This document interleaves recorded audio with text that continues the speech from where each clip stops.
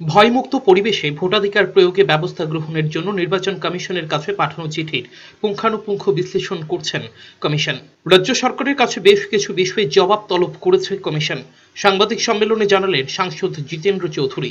সাংবাদিক সম্মেলনে সাংসদ জানান, পূর্ণাঙ্গ নির্বাচন কমিশনের কাছে দাবি জানানো হয়েছে।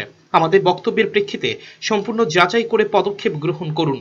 বিগত 20 ফেব্রুয়ারি সিপিএম এর রাজ্য পরিস্থিতি নিয়ে চিঠির প্রেক্ষিতে জাতীয় নির্বাচন কমিশন পুরো বিষয়গুলির পর্যালোচনা করে রাজ্য সরকারের কাছ থেকে বিষয়গুলি সম্পর্কে জবাব চেয়েছেন। আমাদের যে বক্তব্যগুলো যাচাই করে তার প্রেক্ষিতেই আগাম এই উদ্যোগ নিই।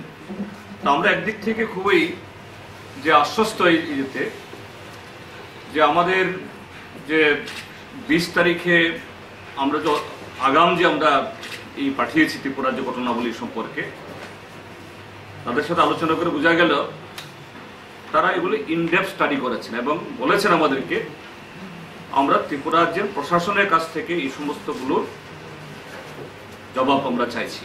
উল্লেখ্য, আগামী লোকসভা নির্বাচনে অবাধ সুষ্ঠু ভোটের পরিবেশের দাবি জানিয়ে বুধবার সিপিএম এর এক উচ্চ পর্যায়ের প্রতিনিধি দল পূর্ণাঙ্গ কমিশনের সঙ্গে সাক্ষাৎ করেন। সাংসদ জিতেন্দ্র চৌধুরীও সেই প্রতিনিধি দলে ছিলেন। তিনি জানান, পূর্ণাঙ্গ কমিশন আক্রমণ, মিছিল সভা না করতে দেওয়া, মনোনয়নপত্র দাখিল করতে বাধা, ভোটারদের ভয়ভীতি প্রদর্শন সম্পর্কে খুঁটিয়ে খুঁটিয়ে জানতে চেয়েছেন। তিনি আশাবাদী কমিশন ভোটের পরিবেশ তৈরি করতে পদক্ষেপ নেবেন।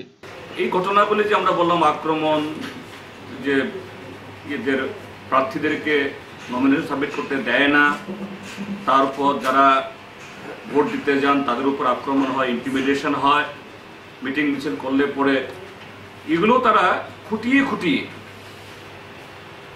খুঁটিয়ে যে এই আক্রমণগুলোর ধরন কি আমাদের সামনে তারা তাৎক্ষণিক তার মানে দাওয়াই কি হবে বলবে, এটা আমরা আশা করি, এটা বলার প্রশ্ন উঠে না।